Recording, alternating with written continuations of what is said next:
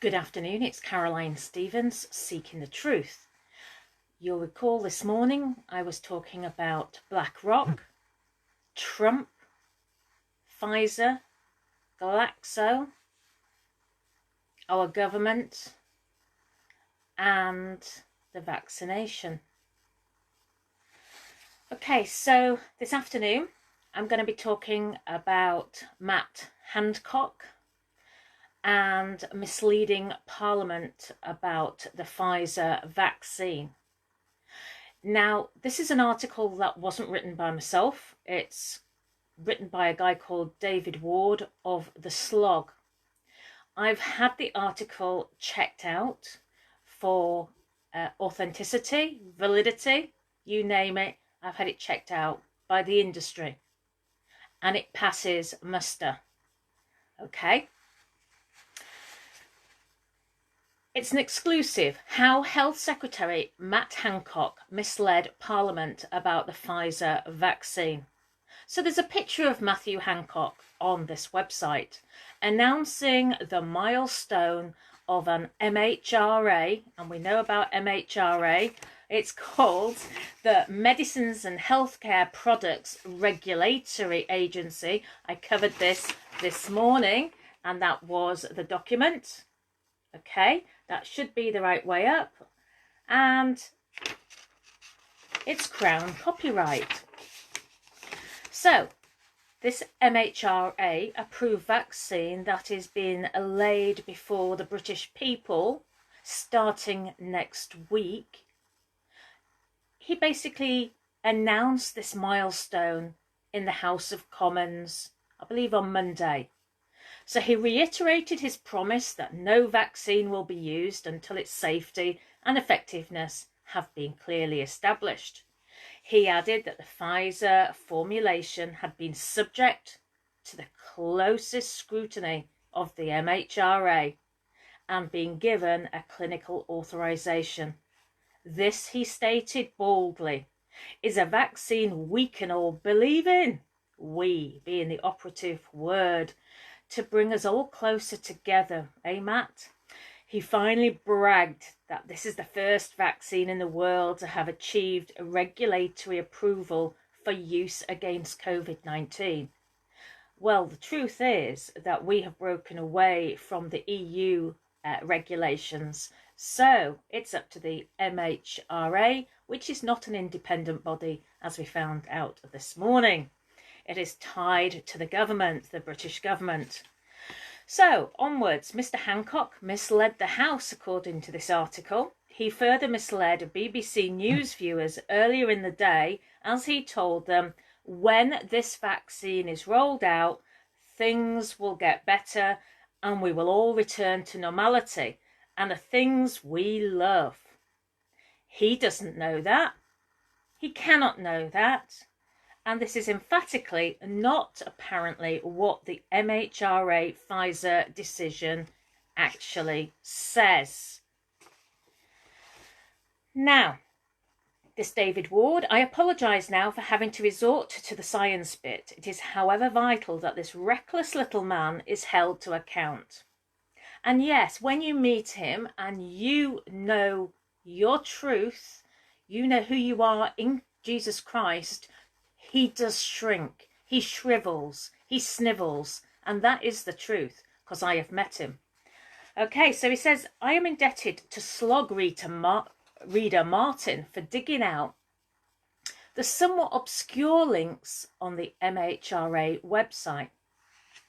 The reality of what the regulator, has decided blows Hancock's claims out of the water.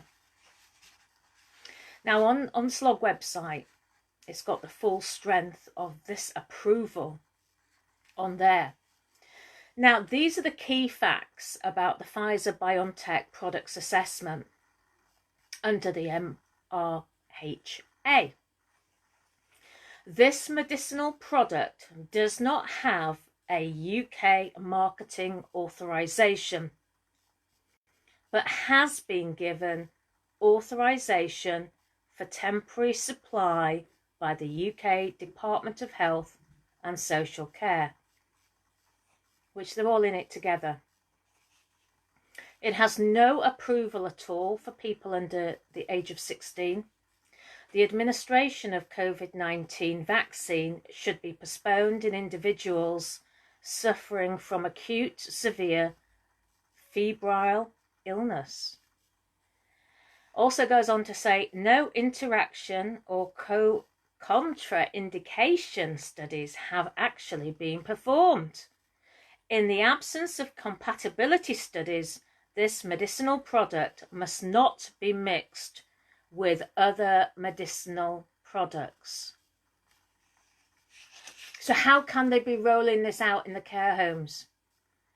I would imagine probably 90%, 100% of people who live in care homes are on other medicinal products. COVID-19 vaccine is not recommended during pregnancy. Women of childbearing age, pregnancy should be excluded before the vaccination is given. It is unknown whether COVID-19 vaccine is excreted in human milk. The effects of the vaccine on fertility are unknown, but we do know from the news earlier on in the week that one medical person from Oxford did let the cat out of the bag, it would appear, when he mentioned about sterilisation of the UK population. Another aspect, reporting suspected adverse reactions after authorisation of the medicinal product is important. It allows continued monitoring of the benefit or risk balance of the medicinal product. Healthcare professionals are asked to report any suspected adverse reactions via something called the Coronavirus Yellow Card Reporting Site, which is on gov.uk website. Now, the truth of the matter is, the MHRA were given just 5 days to study the vaccine. Is this closest scrutiny Hancock? Its safety and effectiveness have not been clearly established. Isn't that the truth, Mr. Hancock? The Pfizer product has been given a temporary, narrow approval under the emergency COVID-19 legal instruments so eagerly approved by our brain-dead MPs earlier this year. Isn't that true, Mr. Hancock? Following Hancock, this is David's words now, triumphalist Commons announcement earlier this week, not a peep has emanated from Her Majesty's opposition, pointing out the Grand Canyon of gap between what the Health Secretary claimed and what the MHRA has approved. So they are all in it together. Further evidence of how the British establishment now does what it likes, free from fear of any resistance of a legal, judicial or constitutional nature. Man flu Hancock lied when he said this is a vaccine we can all believe in. He lied when he said it had full regulatory approval. This is the article, and we've had this information verified. Apparently he lied when he said safety and efficacy has been established. He lied when he assured the House that this was the beginning of a return to normal. Because MPs can do these sort of things because they're always claiming immunity from prosecution because they say these things in the House. But then, says David, I'd imagine overexposure to a Prime Minister who's covered up News Corps, phone hacking, the Elm House paedophilia, and the EU withdrawal agreement, amongst other things, might well have that effect on an over-promoted Secretary of State.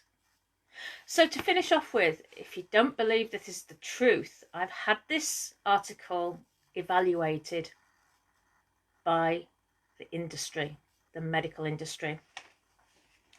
They say, yes, as far as we can see, this is true and correct.